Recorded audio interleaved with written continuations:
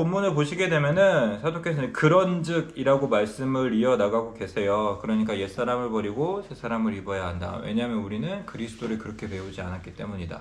그리스도인은 그리스도께서 지으신 그 새사람으로 인생을 살아가는 거다라고 이렇게 교리적인 부분, 우리의 바른 생활의 실천에 대한 것을 말씀하시기 이전에 앞서서 교리적인 부분을 먼저 말씀을 하신단 말이에요. 교리적인 부분을 말씀을 하시고 그런즉, 그러니까 너희가 그런 상황이고 그것을 배웠으니까 그렇기 때문에 이것을 행해라 라고 이렇게 말씀을 이어나가세요. 그러니까 우리가 이 서론격으로 이해할 수 있는 부분은 뭐냐 하면은 항상 진리는 적용되어야 한다, 이걸 깨달을 수 있게 되는 거죠. 그러니까 이제 적용되지 않는 진리는 이 성경에서는 존재하지 않는 진리인 거예요. 뭔가 진리가, 교리가 이제 그리스도인에 대한 어떤 사실들이 우리에게 전달이 됐으면은 그것은 항상 어떤 종류의 실천들, 행동들, 이런 것들을 반드시 연결시키고 있어요. 그래서 이제 어떤 설교자도 그런 얘기를 했는데, 뭐 이분이 설교를 되게 잘하셨던 분인가 봐요. 그래서 이제 어느 날은 누군가가 와가지고 정말 설교가 너무 좋았습니다, 너무 은혜로웠습니다, 이렇게 얘기를 할 때 이제 그분이 대답하는 중에 진리는 갈채를 받아야 하는 것이 아니라 실천을 해야 되는 겁니다, 이렇게 얘기를 하셨다고. 네, 저 같으면은 정말 설교가 좋았습니다, 그러면 네 이렇게 했을 텐데, 이분은 이제 거기서도 굉장히 이제 진리에 충만하셨던 분이셨는지, 진리는 갈채받아야 하는 것이 목표가 아니라고, 항상 당신의 삶이 실천을 하고 났을 때 그때 와서 얘기를 해달라고, 이런 얘기를 하시는 거죠. 그러니까 설교는 그러니까 모든 진리는 그것이 진리가 맞다면 항상 이제 그것을 습득한 것, 그것을 얻은 것까지로 멈춰지는 게 아니에요. 그게 이제 밖으로 표현되게 되었을 때, 그것이 우리의 삶과 행동으로 나타나게 되었을 때, 진짜 진리를 받았다고 우리는 이해할 수 있죠. 그래서 예수님도 그렇게 말씀을 하세요. 너희가 이것을 알고 행하면 복이 있다, 이렇게 말씀을 하시는 거예요. 그냥 아는 것 정도로만 우리가 복이 있다고 말할 수 없고, 그것을 알고 행하게 되었을 때에 그 진리는 의미 있게 되는 겁니다. 그래서 우리의 신앙과 기독교 교훈들은 우리의 삶에 상세한 영역까지 적용되고 영향을 미쳐야 돼요. 그러니까 오늘 우리가 진리를 들었으면 이번 주가 영향을 받아야 한다는 거죠. 근데 이제 한 주를 살았는데, 저희가 사실 그런 거 종종 경험을 하잖아요. 이번 주 이렇게 살았는데 주일날 무슨 설교 들었지? 잘 기억이 안 나. 뭐야 이렇게 바로 잘 기억이 안 나는 순간들이 많잖아요. 그러니까 사실 이제 물론 이제 그 안에서 그 김용기 선교사님 표현을 하셨던 것처럼 콩나물 시루에 물 주듯이 물 다 빠져나가지만 그래도 이제 잘할 건 잘한다, 이렇게 표현을 하시는 것처럼, 물론 이제 그 안에서 진리가 의미가 있다고 생각이 되지만 어떤 부분은 좀 아쉬움이 있는 거죠. 그러니까 이게 설교를 주일날 이렇게 딱 들었으면은 한 주간의 삶에서 변화되는 게 있어야 되는 거고, 좀 이게 포착되는 게 있어야 되는 거예요. 네. 어색한 표정을 짓고 계셔가지고. 네, 이렇게, 그래서, 딱, 사실 우리가 수요 모임에 이렇게 만나서 나누는 게 그런 걸 나누려고 하는 거잖아요. 그러니까 주일날 그 진리가 우리의 삶에 오셨고, 그걸로 인하여서 나의 삶에 이런 부분들에 좀 변화가 생겼습니다, 이런 것들을 이제 고백할 수 있게 되는 것. 그게 이제 우리가 목표하고 있는 가장 이상적인 상황이 되는 거죠. 어쨌든 이제 오늘의 말씀도 비슷하다는 거예요. 오늘 이제 옛사람을 버리고 새사람을 입는 것에 대한 구체적인 이야기들을 이렇게 들었는데, 이 내용을 이렇게 들었으면 우리가 정말 잘 들었다고 생각이 될 만한 상황은 뭐냐 하면은, 우리가 이 설교를 듣고 이번 주를 살아가는데 직장 생활이 변하는 거예요.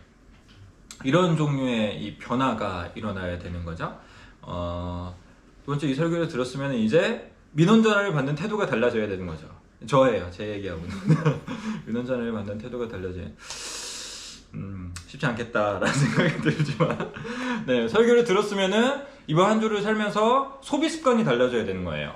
그러니까 내가 저번 주까지만 이런 생각으로 막 이렇게 생각 없이 그냥 뭔가 소비를 했다면은 이번 주에는 좀 생각을 하게 되고, 이번 주에는 뭔가 내 삶에 변화가 일어나게 되고, 이런 게 사실 이제 주일날 여러분께 설교를 들으는 것을 통하여서 목표하고 기대하는 내용입니다. 네, 오해하지 말 것은 뭐냐 하면은, 우리에게 필요한 건 단지 규범만은 아니에요. 우리에게 필요한 거는 어떤 지침과 규범이 필요한 것이 아니라, 사실 어떤 의미에서는 우린 다 알죠.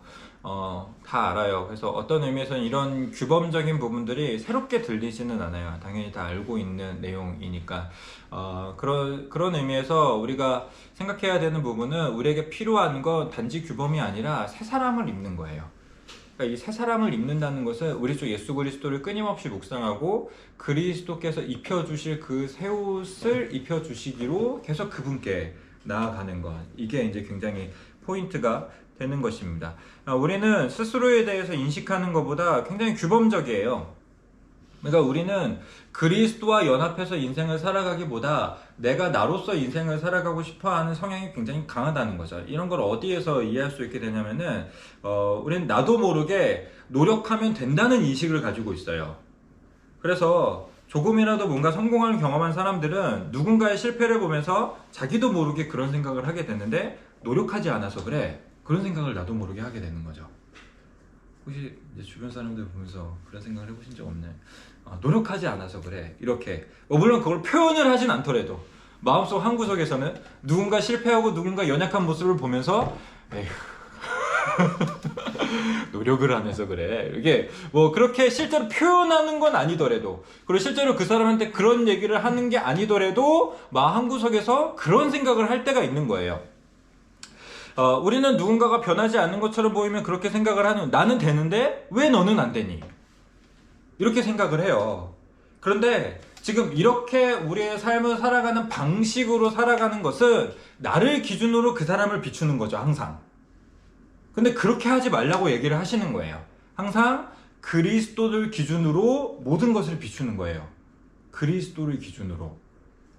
그러니까 이 사람이 노력하지 않아서 그래 라는 것은 나는 그걸 노력하면 할 수 있어 라는 생각을 전제로 하고 있는 거죠. 나는 그걸 노력하면 할 수 있는데 너는 못해. 그럼 결론은 뭐예요? 이 사람이 노력하지 않았구나. 지금 이건 계속해서 자신의 무언가를 그 사람에게 비추면서 해석을 하는 거예요. 근데 그렇게 하지 말라는 거예요. 이거는 율법적이고 규범적인 삶이라는 거죠. 그것이 아니라 그리스도를 비춰서 그 사람을 해석하고 나를 해석해라. 그러니까 그리스도께서 그것을 하시는 분이시라면은 그리스도께서 힘을 주셔서 내가 그것을 하고 이 사람이 그것을 할 수 있을 것이다 는 믿음을 가지는 거예요. 그게 이제 믿음의 삶, 그리스도를 붙드는 삶이 되는 겁니다. 우리는 노력하면 된다는 의식을 버려야 됩니다. 뭐 그렇다고 해서 노력하지 말라는 얘기는 아니에요. 내일부터 아무것도 하지 마세요, 뭐 이런 얘기를 하는 건 아니에요. 당연히 노력을 해야 되죠. 당연히 노력을 해야 되는데, 노력이 이 일의 결과에 성패를 좌우한다는 믿음을 버려야 한다는 거죠. 그 일의 성패를 좌우하는 것은 우리 주 예수 그리스도시고 하나님이 그 일을 좌우하시는 거예요. 그냥 우리는 노력을 하는 거예요. 그런데 노력하면 다 돼 라는 생각은 버려야 되는 겁니다. 그래서 복음은 노력해라가 아니라 복음은 그리스도께서 너를 위해 죽으시고 다시 사셨다 예요. 그래서 복음은 새 사람처럼 살라가 아니라 새 사람을 입어라. 우리 주 예수 그리스도를 통하여서 지음받은 그 새 사람을 입어라. 그리스도께 가라. 그리스도께서 오늘 입혀 주실 것이다. 이게 복음이에요. 그리고 오늘 여러분께 말씀드릴 이 내용들, 특별히 오늘 세 가지 말씀드리고 다음 시간에 세 가지 말씀드리게 될 건데, 오늘은 거짓, 분노, 도둑질. 오늘 말씀의 제목입니다. 거짓, 분노, 도둑질. 이걸 이제 버려라. 옛사람의 모습인 거죠. 거짓과 분노와 도둑질은 옛사람의 모습인 거예요. 이걸 버려라 라고 말씀을 하실 때 노력하면 될 수 있어. 너도 누구라도 다 거짓을 버리는 사람이 될 수 있습니다 라는 의미에서 이걸 얘기하는 게 아니에요. 이것은 우리 안에 새 생명이 시작이 되었고 그리스도께서 우리를 위하여 죽으시고 다시 사셨기 때문에 이제 그걸 버릴 수 있다고 얘기를 하는 거예요. 그러니까 사실은 세상에 있는 도덕 교훈이나 윤리 법칙과 굉장히 다른 이야기를 하고 있는 겁니다. 겉에서 봤을 때 내용은 비슷한 것처럼 보일 수 있지만 사실 그 안에 중심과 핵심은 완전히 다른 얘기를 하고 있는 거예요. 너는 이제 옛날의 방식이 아니다. 너는 이제 충분히 다른 존재, 이전에 없던 너를 너의 삶에서 충분히 살아갈 수 있다. 그리스도가 너와 함께 하시고 그리스도께서 너 안에서 새 생명이 되시기 때문에 이제 거짓, 분노, 도둑질을 버릴 수 있고 이것과 상반되고 이것으로부터 떨어져 더 적극적인 어떤 행동들을 할 수 있다 라고 말씀을 하고 계시는 거예요. 근데 한번 생각해 보세요. 지금 뭐 간략하게 말씀을 드렸지만 거짓을 뭐 이제 스스로 거짓말하지 않는 사람이야 라고 생각하는 사람은 뭐 그 사람은 어느 정도 있을 수 있죠. 얼마든지 있을 수 있어요. 그런데 나는 내가 화내지 않는 사람이야. 내지는 내가 분노가 일어났을 때 누군가가 분을 참아라 라고 얘기하는 것을 기꺼이 받을 만한 마음인 사람이 있나요? 사실 그런 사람은 없어요. 분노가 일어났을 때 화내지 마. 분을 참아. 라고 이야기하는 것을 아멘할 수 있는 사람은 세상에 아무도 없다는 거죠. 그런데 지금 사도께서 여기서 분을 내지 말라. 뭐 물론 이제 그게 좀 구체적인 내용이 있어요. 그냥 단순히 분을 내지 말라는 아니고 그러니까 악한 분노를 내지 말아라 이거인 거거든요. 뭐 요점은 악한 분노를 내지 말라라고 이것을 담대하게 말씀을 하신다는 거예요. 성경은 지금 이거 여러분한테 말씀하고 계신다는 거예요. 내가 화나고 분노가 나는 상황에서 누군가가 나에게 너무 그렇게 분노를 내지 마 라고 하는 건 내가 받을 만한 말이 아니에요. 누군가가 이런 얘기를 하면 그 사람을 향해서 분노할 거야 아마. 우리의 분노라는 건 항상 그렇기 때문에 그 사람을 향해서 분노할 거란 말이에요. 그런데 성경은 지금 이걸 말씀하고 계세요. 그 사람이 받을 만하지 않은 것을 아주 담대하게도 도둑질, 이따 도둑질 얘기를 하겠지만 여러 가지 의미에서의 도둑질이에요. 근데 이 도둑질을 생각을 했을 때 제일 어려운 부분이 뭐냐면 이건 항상 생계랑 문제가 연결이 되어져 있다는 거예요. 그 사람의 생계, 그 사람의 일상, 그 사람의 삶, 이것과 이제 연결이 되어져 있다는 거죠. 그런데 이걸 버려라 라고 담대하게 말씀을 하시는 거예요. 네. 이따가 이제 좀 더 구체적으로 얘기를 들으면 이해가 되시긴 하실 텐데 이게 되게 어려워요. 사실 생각보다.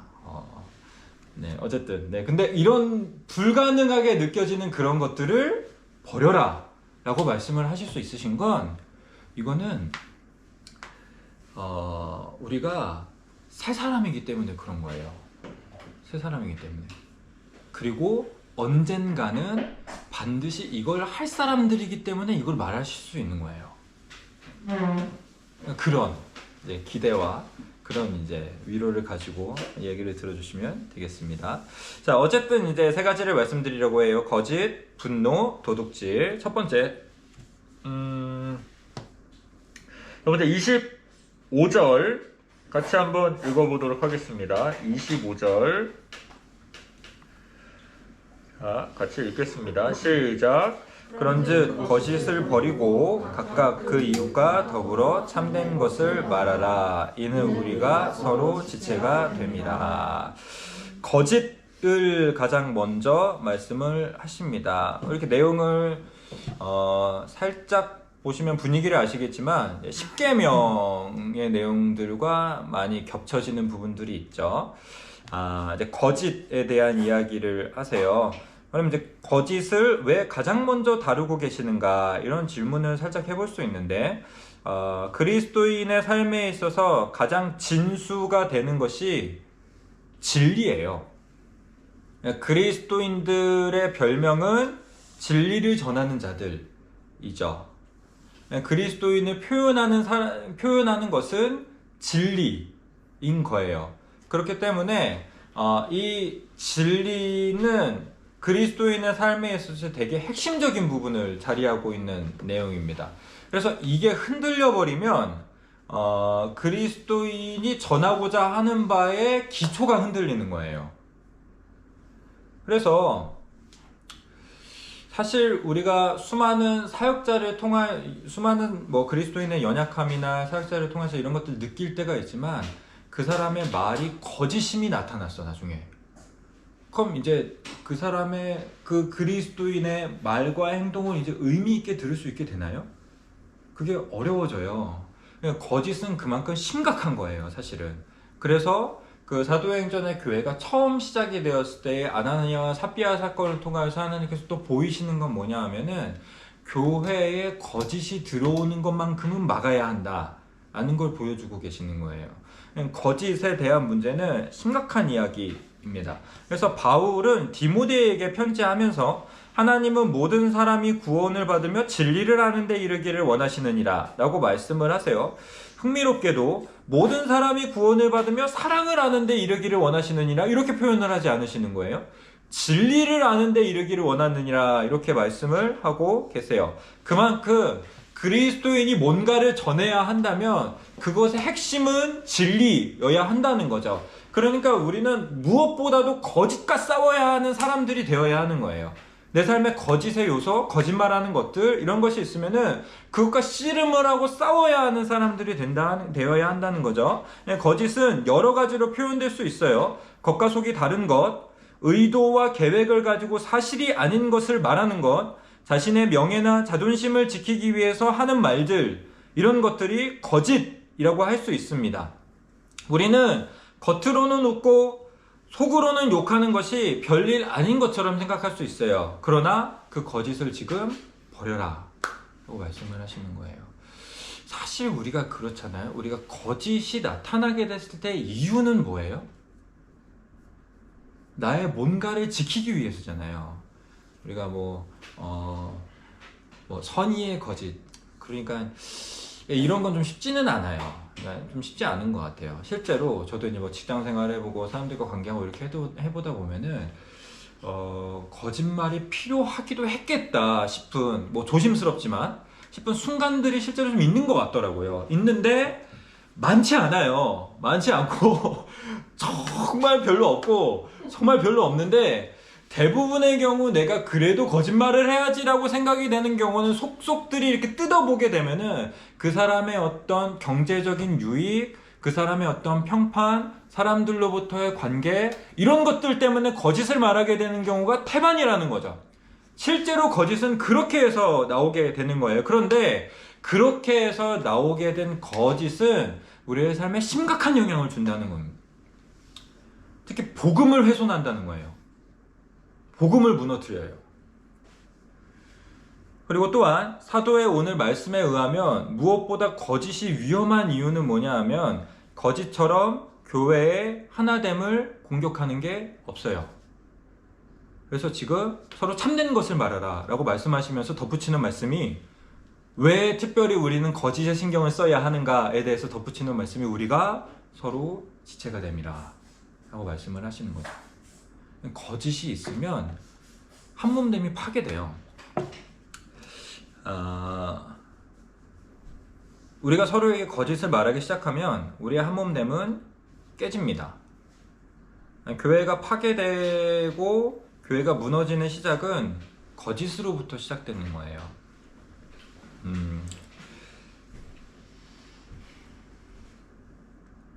슬픈 교회는 뭐냐 하면 사실 서로를 신뢰하지 못하는 교회예요. 교회가 어려워질 때의 거의 시작은 서로를 신뢰하지 못하는 것으로부터 시작이 되는 겁니다. 서로에게 벽을 쌓고 서로에게 거짓을 말하고 서로에게 겉과 속이 다른 태도로 그 행동과 태도들이 나오기 시작을 하면은 이제 그 교회는 무너지기 시작을 하는 거죠. 정말 그러는 것 같아요. 이게 작은 일처럼 보이지만 누군가를 향해서 내 마음을 숨기는 것, 누군가를 향해서 진심으로 대하지 않는 것, 그냥 표면적으로 왔어 이런 거 잘 왔어 그냥 이렇게 해버리는 거. 그러니까 우리는 사실 진심으로 말하기로 되게 싸워야 되는 거예요. 그게 이제 교회가 기본적으로 가지고 있어야 할 숙제입니다.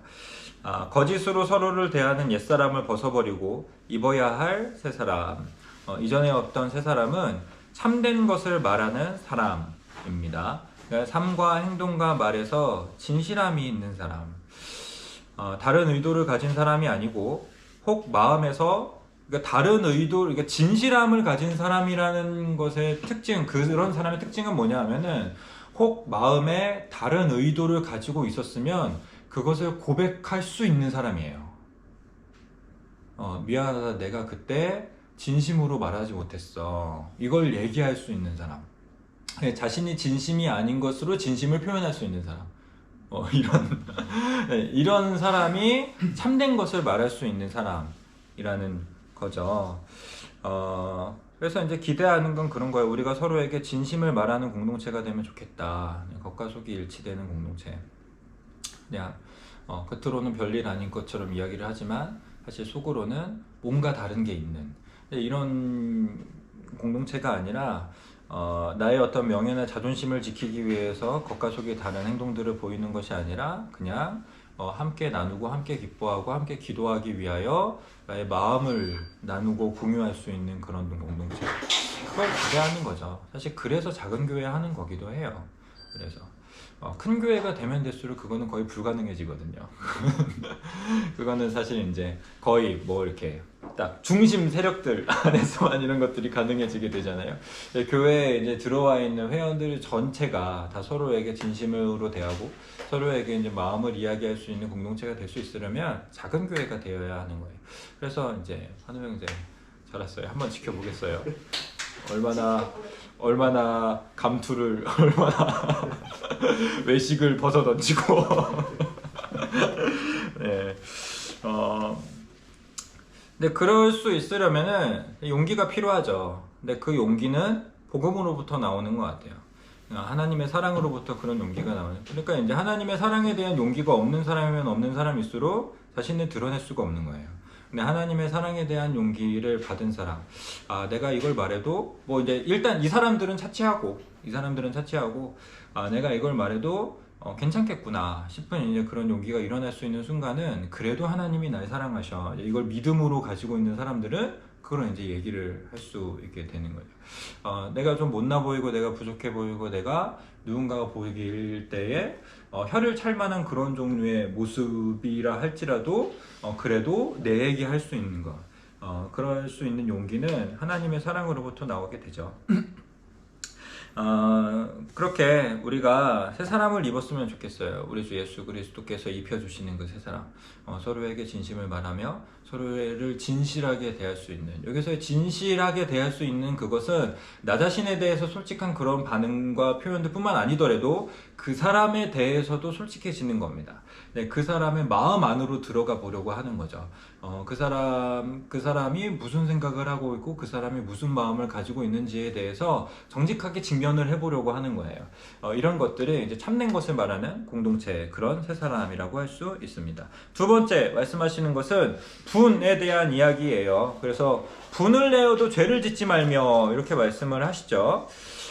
옛사람, 이거 버려야 하는 옛사람을 뭐냐 하면은 분노로 인생을 사는 사람이에요. 여러분 분노가 많이 있으신가요?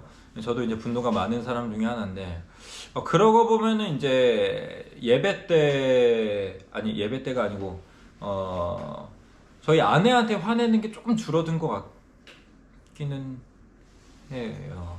네, 감사해요. 네, 많이 주셨어요. 네, 갑자기 감사하네. 네, 하나님 은혜를 주신 거죠. 저는 사실 이제 분노하는 사람이, 제가 진짜 화가 많아요. 근데 여러분 그렇게 안 보이실 수 있는데, 저 진짜 화가 많아요. 그래서 제가 이렇게 화가 그러니까 뭐 예전에 빈도수도 좀 꽤 있었어요.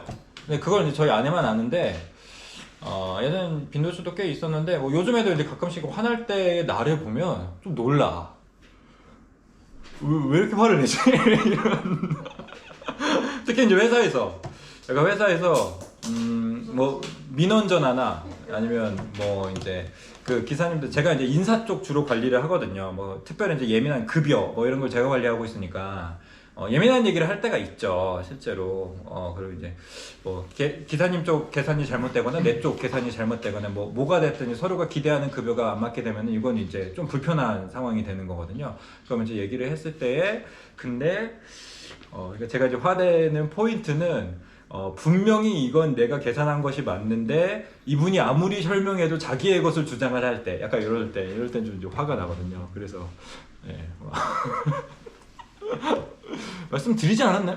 이렇게 말을 했는데,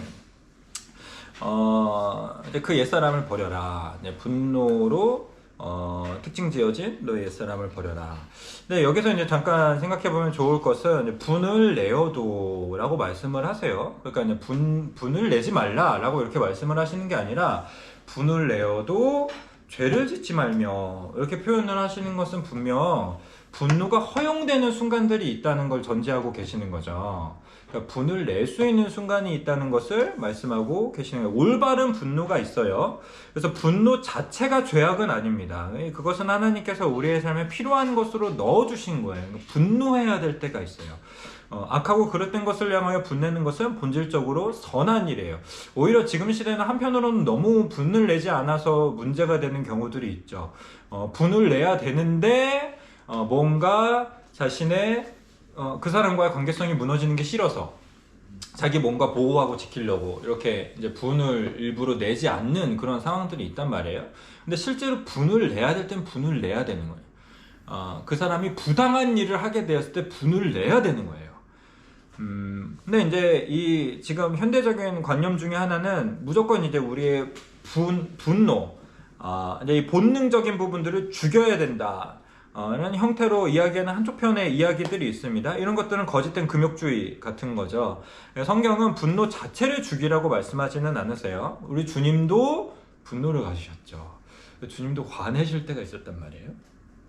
그런 거 보면 나도 좀 화내려 보이거든요. 네. 편하게 이제 화내시면 돼요. 부당한 일을 하시게 되셨을 때 이제 참지 마시고 여보는 대체 네, 그래서 이제 저희 마음이 완악함을 근심하사 노하심으로 저희를 둘러보시고 노하심으로 여러분들 주변을 둘러보시면 되는 거예요. 이런 이제 실제로 정당한 분노가 있다는 거예요. 그래서 때로는 이렇게 이해할 수 있는데 분내지 않음이 옛사람일 수 있는 거예요. 분내지 않는 그 옛사람을 버려라 라고도 이해할 수 있는 겁니다. 마땅히 분내야 하는 상황에서 우리는 분을 내야 합니다. 그런데 많은 경우를 보면은 분내야 할 상황에서 분내지 않는 사람이 가지고 있는 그 마음의 이 신념 같은 게 좀 있더라고요. 항상 화내면 안 된다. 약간 이런 신념 같은 게 좀 있는 것 같아요. 아이 키울 때도 그런 종류의 모습들을 좀 종종 보게 되는 것 같더라고요. 우리 아이에게 화내면 안 돼. 약간 이런 걸로 그냥 아예 이제 철학이 되어져 버리신 이제 그런 분들. 근데 화를 내야 할 때 화를 내야 한다는 거예요. 지금 이 아이가 불이한 행동을 하게 되었을 때는 근데 이제 뭐 어떤 분의 양육 지침으로는 화는 항상 일관적으로 내야 된다 이렇게 그래서 뭐 같은 종류의 잘못을 했는데 어떤 때는 엄청 화냈는데 어떤 때는 그냥 넘어가. 이거는 이제 아이도 혼란이 오는 거죠. 대체 뭘 어쩌라는 거지? 어느 장단에 맞추라는 거야? 막 이런 종류의 상황들이 생길 수 있는. 그러니까 이제 화를 내야 될 때는 결론적으로 화를 내야 한다. 그렇다면 죄를 짓게 만드는 분은 어떤 분노인가? 그런 분노는 핵심적으로 나 때문에 일어나는 분노예요. 나 때문에 생기는 분노. 이런 분노는 잘못된 분노라는 거죠. 이웃으로 인하여서 하나님으로 인하여서 일어나는 분노가 아니라 내가 피해봐서 생기는 분노, 내가 이거 당했으니까 생기는 분노, 내가 무시당했기 때문에, 내가 상처받았기 때문에, 내가 피해봤기 때문에 일어나는 분노, 이것이 죄를 짓는 분노다 라고 말씀을 하십니다. 이 죄를 짓는 분노가 어떤 특징을 가지고 있는 것인지에 대해서 이해할 수 있는 부분은 사도께서 해가 지도록 분을 풀지 말라라고 말씀하신 부분이에요. 이는 단지 하루를 넘기지 말라라는 의미가 아니라 억지로 분을 끌어안고 있지 말라라고 말씀을 하시는 거예요. 여기서의 이 분은 격앙된 상태를 의미하는 단어예요. 그러니까 복수심을 품고 있는 상태. 그것을 버려야 된다라고 말씀을 하시는 겁니다. 그러니까 정당한 분노는 복수심을 품지 않아요. 이 차이를 볼 수 있어요. 정당한 분노는 그 일 자체가 바르게 잡혀지기를 기대할 뿐이에요. 그런데 죄를 짓는 분노, 왜곡된 분노, 나 때문에 일어나는 분노는 복수심이 일어나요. 쫓아가고 싶어. 제가 얼마 전에 한문철님 보시나요? 네, 재밌는 거 많더라고요. 네, 봤는데 어떤 오토바이 운전자. 이 사람이 이제 이게 지금 이 차가 지금 1차로에서 주행을 하고 있어요. 이 오토바이가 2차로에 있었어. 이 오토바이가 좌회전을 하고 싶었나 봐. 이렇게 가고 있다가 이 오토바이가 1차로를 그냥 건너뛰고 그냥 이렇게 훅 들어가. 그러니까 이제 1차로에서 이거 운전하고 있는 사람 얼마나 깜짝 놀라. 경험한 적 있죠? 네, 그런 종류의 상황들. 그땐 진짜 화가 나요.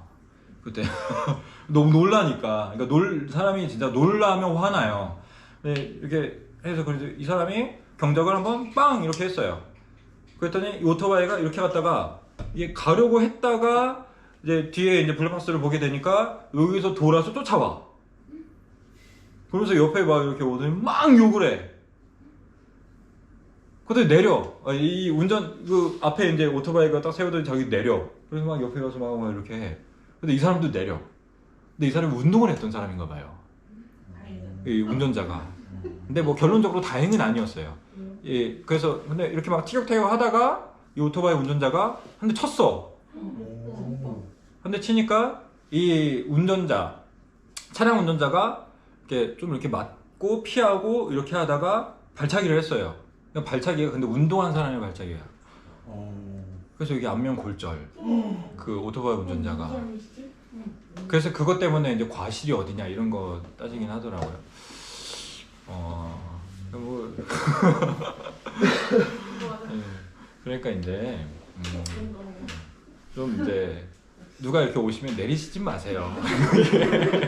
때리든 맞든 이 경우가 안 좋아. 그러니까 누가 오시면 내리지 마시고 욕을 하시더라도 살짝 창문만 내려서 막 이렇게 욕을 하시는 게 그게 가장 이제 지혜로운 행동입니다. 나도 모르게 화에 못 이겨서 내리면은 때리든 맞든 이게 복잡해져요 상황이. 그리고 실제로 이 사람이 이제 안면 골절 와가지고 막 그것 때문에 합의금으로 막 몇천 부르고 이렇게 한 상황으로까지 갔더라고요. 무슨 얘기를 하려다 이렇게. 네. 그러니까 분노가 복수심이 일어나게 되면 이제 쫓아가죠. 그래서 뭐라도 해줘야겠다 라는 종류의 마음이 드는 그 분노는 버려야 하는 분노라는 겁니다. 그래서 죄를 짓는 분노의 특징은 제어되지가 않아요. 그러니까 해가 지도록 품지 않을 수 있는 분노는 제어되는 분노죠. 그러니까 해가 지도록 분노를 품지 말아라 이렇게 이야기를 했을 때 그것을 따를 수 있는 분노, 그거는 제어되는 분노예요. 그러나 해를 넘기는 분노들은 제어되지 않는 분노입니다. 그 분노는 복수하기 전까지 쉬지 않아요. 그것은 분을 품었을 때 죄를 짓게 되는 상황이 됩니다. 또한 여기서 이제 분을 품지 말아야 할 이유 또한 말씀을 하시는데 뭐냐 하면은 마귀에게 틈을 내어주지 말아라 라고 말씀을 하시는 것을 통해서 이해할 수 있는 것처럼 분노는 너무 쉽게 마귀에게 틈을 내어주는 것으로 연결돼요. 실제로 우리가 그런 거 느낄 때가 있잖아요. 분노를 내버려 두게 되면은 그 사람은 정상적으로 사고할 수 있는 상태가 아니게 되는 겁니다. 여러분, 그러니까 분노가 일어났을 때 뭔가를 판단하시려고 하시면 안 되는 거예요. 분노는 항상 사람을 치우치게 만들거든요. 그러니까 지혜롭게 생각할 수 없게 만들어요. 그런데 분노하는 사람들의 또 하나의 특징은 나의 분노가 합당하던 것을 정당화하기 위해서 난 지혜로워 막 이렇게 하면서 이렇게 판단을 내린단 말이에요. 그런데 오히려 완전히 왜곡된 생각을 하고 있는 거예요. 분노가 일어나게 되면은 항상 사람은 누구든지 한쪽으로만 계속 생각을 하기 마련인 겁니다. 그러니까 분노가 일어나게 되었을 때 우리는 사실 뭔가를 판단하려고 하면 안 되는 거예요. 오히려 분노가 사그러들 때까지 좀 기다릴 필요가 있어요. 실제로 우리가 평정심을 잃는다라고 이렇게 표현이 되는 때가 있잖아요. 싸움 같은 거에서도 이렇게 도발을 하잖아요. 도발을 하는 이유가 뭐예요? 이 사람이 이제 분노하게 되면은 평정심을 잃거든. 평정심을 잃으면은 기술적인 싸움이 불가능해지게 되는 거죠. 그러니까 정상적인 사고, 그러니까 지혜로운 판단을 할 수가 없게 되는 거예요. 그걸 노리는 거잖아요. 그걸 이제 싸우려고 하는 사람들이. 그러니까 이런 식이라는 거예요. 그렇기 때문에 실제로 분노가 일어나면은 우리는 뭔가 그 분노에 사로잡히는 순간 자체는 나의 판단이 완전히 옳아 라고 생각을 할 수도 있지만 이게 분노에 사로잡히게 됐으면은 그 판단은 완전히 옳은 판단이 아닌 거예요. 최소한 재고의 여지가 충분한 상황이라는 거죠. 그런데 계속 우리는 분노에 사로잡히면 무조건 내가 옳다고 생각되는 쪽으로 가게 됩니다. 그 순간을 마귀는 놓치지 않는다는 거예요. 확실한 기회죠. 분노하는 사람만큼 마귀가 다루기 쉬운 사람은 없어요. 분노만큼 마귀가 틈을 열고 들어가기 쉽게 하는 길은 없습니다. 그래서 분노가 일어났을 때 조심하셔야 되는 거예요. 뭐 이제 그 분노가 옳으냐, 그르냐라는 건 일단 이제 제껴두고 그건 나중에 생각해도 되는 부분이에요. 근데 일단 조심해야 한다는 거죠. 그 분노를 틈타서 마귀가 훅 들어오게 되면은 정상적인 생각이 가능하지 않게 되는 거예요. 그래서 이제 저처럼 좀 화가 많은 사람들은 좀 이렇게 위험이 크죠. 네, 굉장히 조심해야 되는 사람들인 건데. 그래서 그 옛사람을 벗어라 라고 말씀을 하십니다. 그러니 이제 이런 그 부분들을 이제 대조해서 봤을 때 분을 품은 옛사람을 벗어버리고 입어야 할 새 사람은 온유를 품은 성령으로 충만한 사람인 거예요. 분을 품으면 마귀로 충만해진다는 거예요. 그러나 온유를 품으면 성령으로 충만해지는 거예요. 그 사람을 입으라 라고 말씀을 하십니다. 세 번째 말씀드리는 것은 도둑질하는 자는 다시 도둑질하지 말고. 도둑질은 직업적인 도둑만을 가리키는 것이 아니고 모든 종류의 부당한 착복을 가리키는 것입니다. 예를 들어 당시에 횡행했던 세리들의 세금 착복. 이 세리들이 어떻게 세금을 거뒀냐면은 그 당시 때에 지방관리들이 세금을 거둘 때에 그 로마 정부가 그걸 이제 검수하지 않았다고요. 일부러 그거를 이제 관리하지 않았어요. 그러니까 일종의 이제 당시에 이제 세금을 걷어들였던 이 지방 관리들은 약간 뭐 지금 시대의 우리로 생각을 하면은 좀 매국노 같은 사람들인 거예요, 실제로. 그러니까 로마 측에 붙은 사람들인 거거든요. 그러니까 이제 로마 측에 붙어서 자기 자국민의 이 돈을 벌어들이는 이제 이런 종류의 사람이었고, 그래서 이제 그런 사람들을 우대하는 정책으로서 아마 이제 그 세금을 착복했었던 사람들에 대해서 그걸 이제 세밀하게 관리하거나 검사하지 않았던 거죠. 그러니까 이 세리들이 부당하게 다 이렇게 착복을 하는 거예요. 세금들을 이제 빼가는 거죠. 또한 로마 군인들이 뒷돈을 받아서 많이 눈 감아주는 일이 있었다고 해요. 그 군인들은 이제 그 당시에 굉장히 이제 사실 힘이 있는 상황이었거든요. 그러니까 이제 뒷돈을 많이 받았었죠. 그러니까 마땅히 내야 할 것을 내지 않거나 받으면 안 되는 것을 받는 행위들, 이런 것들, 이런 게 이제 도둑질로 사도의 표현 안에서 표현되는 내용입니다. 그러니까 이제 성실 납세는 중요한 문제예요. 이게 뭐 사실 이런 부분이 뭐 우리가 이제 뭐 대기업 뭐 회장이라던가 뭐 이렇게 돈 많이 버는 사람이 있는 게 아니어가지고 이렇게 크게 와닿지 않을 수 있는데, 그 근로소득 받는 사람들은 뭐 세금을 어차피 그 뭐 본의 아니게 다 신고를 당하기 때문에 이건 뭐 이제 아주 뭐 성실납세하고 계실 거예요, 많은 분들이. 근데 이제 그 사업자 종사하고 계시는 분들은 사실 이제 어느 정도 탈세가 가능하거든요. 특별히 이제 현금 수익 같은 경우에는 좀 탈세가 가능하죠. 네. 저도 사실 이제 경험했던 일이에요. 저도 이제 저희 어머니 예전에 매점하시고 이럴 때 그 이제 카드 수익금이나 이런 부분들은 이게 어차피 다 이제 전산 처리되는 부분이니까 다 이제 세금 신고가 들어간단 말이에요. 근데 현금 같은 경우에는 사실 이제 신고하기 나름이에요. 실제로. 그 사업장 현장을 좀 어느 정도 아실지 모르겠는데, 만약에 그 사람이 한 해 동안에 현금 수익금이 뭐 1억이었어. 근데 뭐 물론 이제 액수가 크면은 세무조사가 들어오기 때문에 이런 건 좀 이제 일단 뭐 그런 부분이 있기는 하지만 그런 건 이제 제외하고, 일단 기본적으로 시스템이 1억을 현금 수익금이 1억이었으면은 5천만 원을 신고를 하면은 5천만 원만 세금이 나오는 거예요. 이게 거의 이게 사실은 그 사업 소득자에게 있어서 현금을 신고하는 대로 이거를 부여해요. 거의 이제 그냥 믿고 있는 거죠. 실제로 이제 지금 시대는 현금을 쓰는 경우가 이렇게 많지 않으니까. 이게 그런 사람에게 탈세하지 말아라. 현금 다 신고해라. 실제로 우리 회사도 그렇게 안 해요. 갑자기 죄송하네. 네, 저희 회사 현금 수익금이 꽤 되거든요. 네, 죄송해요. 이런 부분들 뭐 저희 회사가 이제 개선해 나가야 되는 부분이라고 생각을 하고 있는데, 그렇죠. 이제 기도가 필요해요. 기도가 필요하고, 실제로 이제 제가 이거 이렇게 생각하면서 좀 이제 주님께 이거 좀 고민해 봐야 되는 문제다라고 생각을 했던 게 이제 상속세 이런 거예요. 저희 이제 장인장모님께서 좀 상속세를 어떻게 면제해 보시고자 이렇게 다양한 루트를 이용을 하시려고 하는 경우들이 있단 말이에요. 근데 이제 뭐 제가 뭐 이런저런 상황 안에서 이제 말씀을 드리긴 했죠. 그런 건 이제 불법적인 건 내가 할 수 없다. 이렇게 말씀을 드리고 이런 상황들이 있지만 그럼에도 이게 실제로 이제 조금 되어지는 일들이 있으니까 이런 것들과 싸워야 된다고 얘기를 하고 계시는 거예요. 그런데 이게 당장 우리의 삶에 막 피부로 와닿는 그런 게 아니더라도 어떤 사람들은 이게 생계와 연결이 되어 있는 문제잖아요.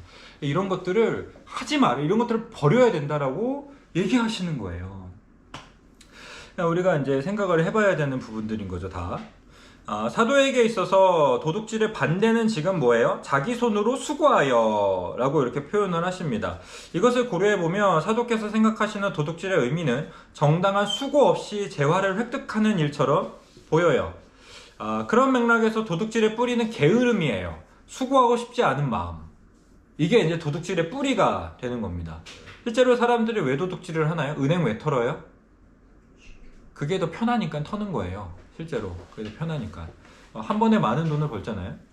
편하게 돈 벌고 싶고 편하게 먹고 마시고 싶은 마음이 도둑질의 시작이 되는 겁니다.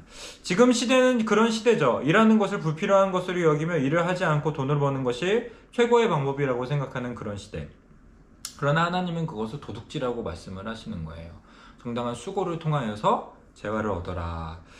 그럼 이제 고민해 볼 수 있는 부분들이 생기죠. 어디까지 도둑질이라고 할 수 있는가? 모든 불로소득을 전부 도둑질이라고 할 수 있는가?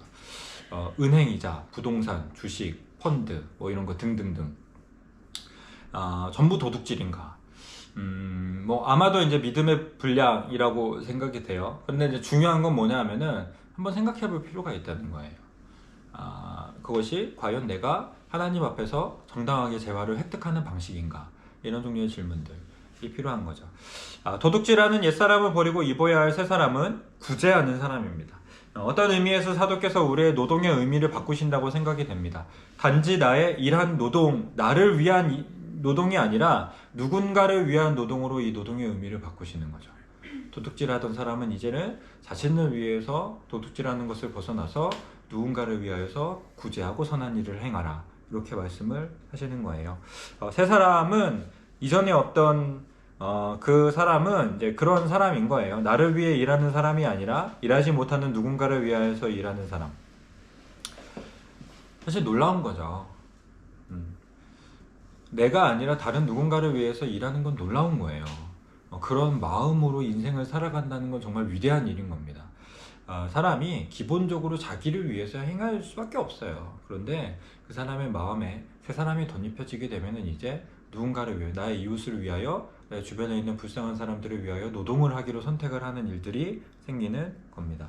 이렇게로도 볼 수 있는데, 도둑질은 남의 것을 나의 것으로 만드는 행동이라면 구제는 나의 것을 남의 것으로 만드는 행동입니다. 그런 의미에서 보자면 구제의 폭이 좀 더 넓어지죠. 나의 시간을 그의 시간으로 만드는 것. 내가 그 사람을 위해 이렇게까지 해줘야 돼? 그게 구제라는 거예요. 그걸 하라고 말씀을 하시는 거죠. 이 사람이 이렇게 피곤하게 하는데 내가 이렇게까지 시간을 써줘야 돼? 그게 구제라는 거죠. 그것을 해라 라고 말씀을 하십니다. 공부하고 계시잖아요. 사람들이 이제 배워서 남주냐 뭐 이런 얘기 하시잖아요. 배워서 남주라고 말씀하시는 거예요. 지금. 네, 배워서 너의 모든 공부를 남을 위해서 사용을 해라 라고 말씀하신 이게 이제 구제가 됩니다. 예수님은 왼손이 하는 일을 오른손이 모르게 구제하라고 말씀을 하십니다. 아마도 잊혀지는 구제를 하라 라고 이렇게 말씀을 하신 것처럼 보여요. 인식되지 않는 구제, 기억되지 않는 구제. 그 사람에게 준 것을 기억하는 구제는 진짜 구제가 아니죠. 그것은 그를 위한 구제가 아니라 그에게 준 나를 위한 구제예요. 그 사람에게 준 것을 기억하는 구제들. 내가 이 사람 이렇게까지 해줬는데 얘는 왜 날 이렇게 돼. 왼손이 하는 일을 오른손이 모르게 하는 구제를 한 건 아니죠. 왼손이 알고 오른손도 알고 오른발 왼발 다 아는 그런 구제를 한 겁니다. 그런 구제를 하라고 말씀하시지 않아요. 네가 그 사람을 위해 뭔가 줬다면 그것을 온전히 그 사람의 것으로 여겨라. 그 마음을 가질 수 있으려면 나의 것을 그에게 준다는 개념이 아니라 원래 그의 것인데 내가 그것을 잠시 맡아줬고 이제 주인에게 돌려준다는 마음이 있어야 되는 거예요. 우리가 실제로 구제활동 나가고 막 그러잖아요. 그런데 이제 막 그런 생각을 할 때가 있잖아요. 이거 줘도 이 사람에게 혹 필요할까? 혹은 이 사람이 이거를 의미 있는 것으로 사용할 수 있을까? 이제 이런 종류의 생각들을 할 때가 있다는, 그거는 그 사람의 몫인 거예요. 그리고 우리가 그 구제를 참되게 할 수 있으려면은 애시당초 그건 내 것이 아니었다는 인식을 가지고 있어야 되는 겁니다. 내 걸 저 사람에게 줬어 라는 개념이 아니라 애시당초 저 사람의 것을 지금 하나님께서 처음부터 나한테 맡겨두셨구나, 이런 믿음이 필요한 거예요. 왜냐하면 하나님은 모든 것들을 제공하시는 분이시고, 하나님은 모든 것들이 사랑으로 서로에게 전달되기를 기대하시는 분이시란 말이에요. 그럼 이 사람보다 내가 뭔가를 좀 더 많이 가지고 있으면은 하나님은 지금 그냥 나 그거 편하게 다 쓰라고 나한테 주신 것이 아니라 나중에 얘한테 줘 라고 나한테 잠깐 그거 맡겨주신 거예요. 그런 마음을 가지고 구제를 해야 한다는 거죠. 그런데 애시당초 내 것이었고 아직도 내 것인 것처럼 그 사람에게 준 것을 대하고 있으면은 피차 어려워진다는 거죠. 이건 참된 구제가 될 수 없어요.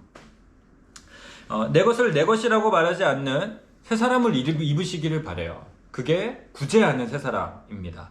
이제는 수고해서 남 주는 새 사람을 입으시기를 바랍니다. 그가 그리스도의 사람입니다. 그래서 오늘 이렇게 세 가지 말씀을 드렸습니다. 거짓에 대해, 분노에 대해, 도둑질에 대해. 우리가 입어야 할 새 사람은 이렇습니다. 거짓이 아니라 진실과 진심으로 살아가라. 분노가 아니라 온유함으로 살아가라. 도둑질이 아니라 구제와 희생으로 살아가라 라고 말씀을 하고 계세요. 그렇죠. 그분이 바로 예수 그리스도셨죠. 그분이 그런 삶을 사셨던 거예요. 거짓이 아니라 진실로 인생을 사셨던 분, 분노가 아니라 욕을 당하시되 맞대어 욕하지 않은 온유함으로 사셨던 분, 도둑질이 아니라 구제와 희생, 자신의 모든 것을 남을 위해서 사용하셨던 그 예수 그리스도, 그 새 사람을 입으라 라고 말씀을 하시는 겁니다. 우리가 믿을 수 있는 것이 무엇이냐 하면은, 우리 주 예수 그리스도께서 그렇게 사셨다면 그것은 반드시 승리하고 성공한다는 거예요. 거짓이 승리하지 않아요. 진심이 승리하는 겁니다. 분노가 승리하지 않아요. 온유함이 승리하는 겁니다. 도둑질이 승리하지 않아요. 그 사람에게 퍼주는 것이 승리하는 겁니다. 그래서 우리 주 예수 그리스도께서도 받는 것보다 주는 것이 복되다 라고 말씀을 하셨던 거예요. 그게 성공하는 길이고 그게 이기는 길이에요.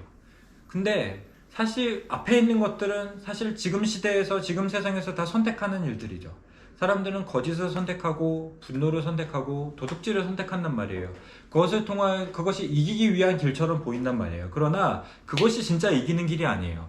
진짜 이기는 길은 그것과 완전히 반대의 길을 걷는 것이죠. 그것이 승리의 길이고 우리 주 예수 그리스도께서 그것으로 승리하셨던 거예요.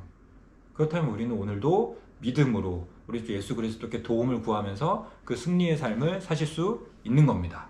그 한 주간의 삶을 사시기를 바라며 다시 한 번 더 마음을 다잡으셔서 거짓이 아니구나, 화가 아니구나, 네, 도둑질이 아니구나, 이것으로 한 주간의 삶을 살아가면 좋겠습니다.